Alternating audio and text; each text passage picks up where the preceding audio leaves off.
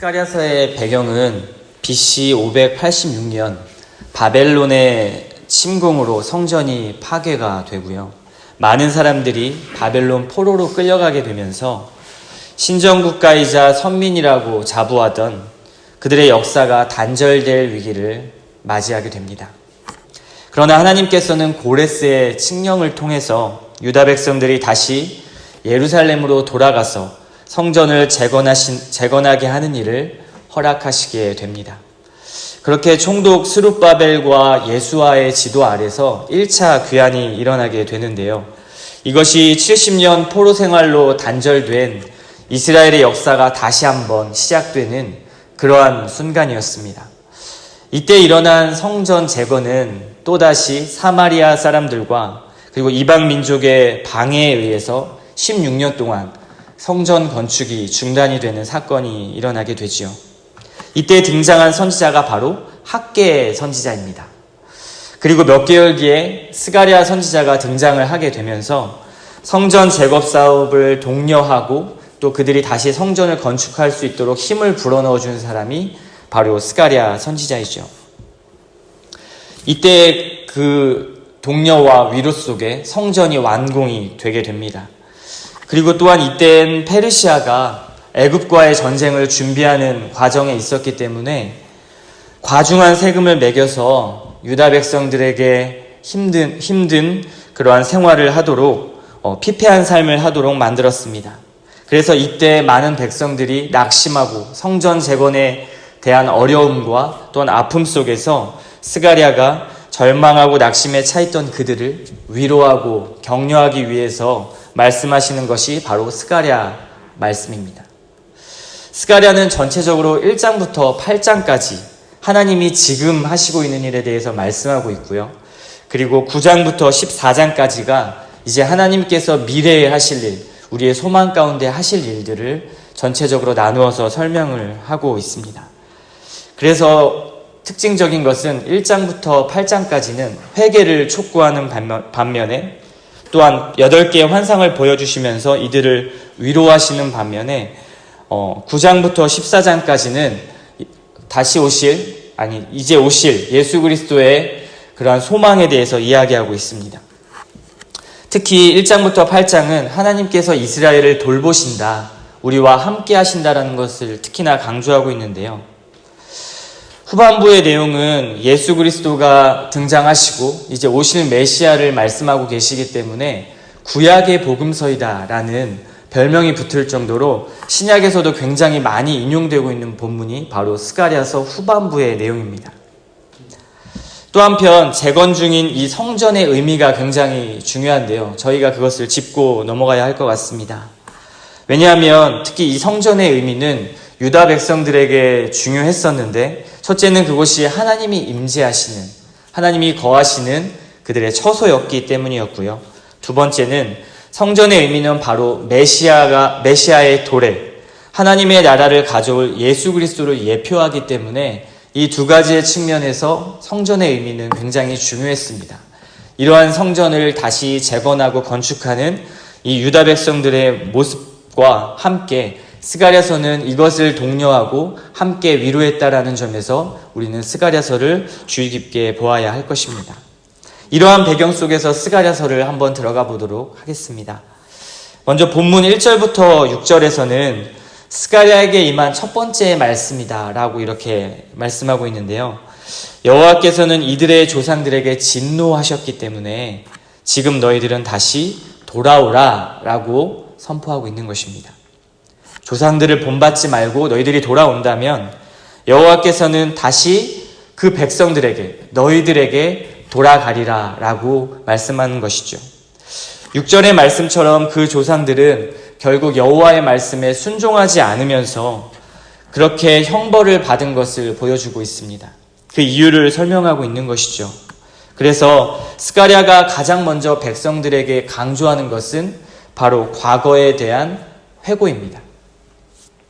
스가랴는 추상적인 이야기를 하는 것이 아니죠. 실제로 일어난 일들을 그 백성들에게 이야기하는 것입니다. 폐허가 되어버린 성전, 그 성전을 보면서 들었던 그 백성들의 생각은 무엇이었을까요? 하나님의 말씀에 불순종한 그 심판의 약속의 성취가 분명하게 드러나는 그 증거가 바로 그 폐허로 변해버린 성전이었습니다. 스가랴는 이러한 분명한 증거 속에 과거의 전례를 드러내면서 돌아오라라고 촉구하는 것이죠. 여러분은 과거에 어떤 일이 하나님을 회고하도록 만듭니까? 우리의 신앙은 절대적으로 현재적이지만 또한 미래를 바라보며 나아가지만 신앙의 토대와 기반은 과거에 하나님께서 우리에게 하신 일을 토대로 다져지는 것입니다. 그것을 기억하고 그것을 회고함으로 하나님이 우리에게 베푸신 은혜 가운데 우리의 신앙이 다져지고 성숙해 나가는 것입니다. 그러한 점에서 과거가 굉장히 중요한데요. 먼저는 이스라엘 백성들에게 드러난 이 하나님의 말씀, 그리고 오늘 이 하나님의 하신 말씀이 우리의 과거로 기억되고 회고되는 이 아침이 되기를 바랍니다. 이제 7절부터는 스가랴가 보게 되는 8개의 환상, 그 중에서 첫 번째 환상에 대해서 소개를 하고 있습니다. 특히 첫 환상부터 세 번째 환상까지는 열방에 대한 하나님의 징계, 그것을 나타내고 있는데요. 이것은 하나님께서 유다 백성들과 이스라엘 백성들을 위해서 일하고 계시다라는 것을 철저하게 드러내는 환상입니다. 환상 속의 때는요, 늦은 밤을 가리키고 있습니다. 특히 골짜기 속 화석류 나무 사이에 서 있는 붉은 말을 탄 자, 그 자가 선지자를 보았는데요. 그 뒤에 붉은 말과 자줏빛 말, 그리고 백마들이 차례로 있는 것을 보게 됩니다. 각 말을 탄 자들이 붉은 말을 탄 여호와의 사자에게 보고하는 말을 듣게 되는데요. 그 말씀이 11절의 말씀입니다. 우리가 땅에 두루 다녀보니 온 땅이 평안하여 조용하더이다. 바로 이들은 여호와의 순찰자들입니다. 하나님의 보내신 순찰자들인데요.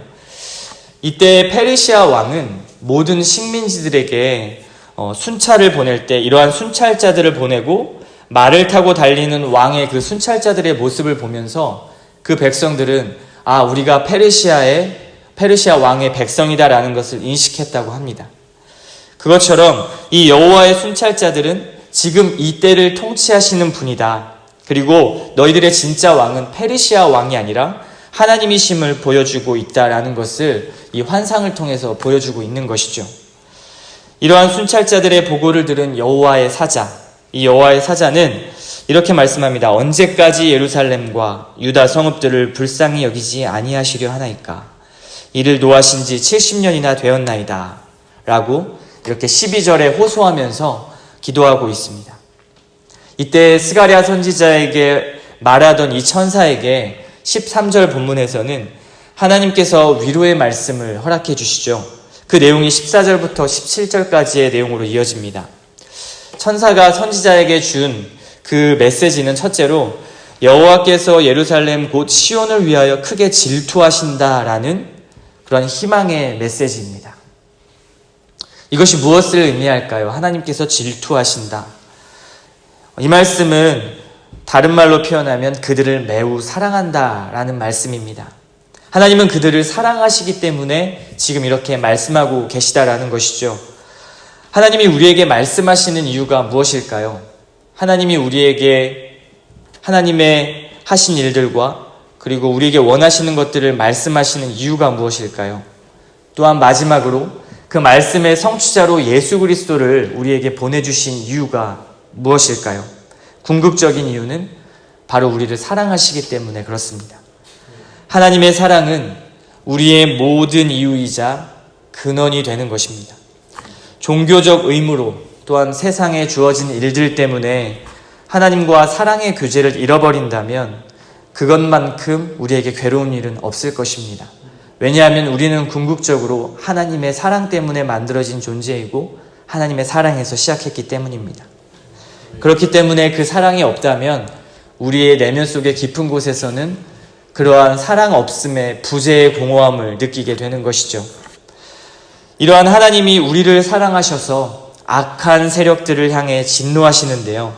천사를 통해서 위로를 주시는 이 두 번째 말씀은 하나님께서 안일한 여러 나라들을 향해 진노하고 계시다라는 것을 보여주고 있습니다.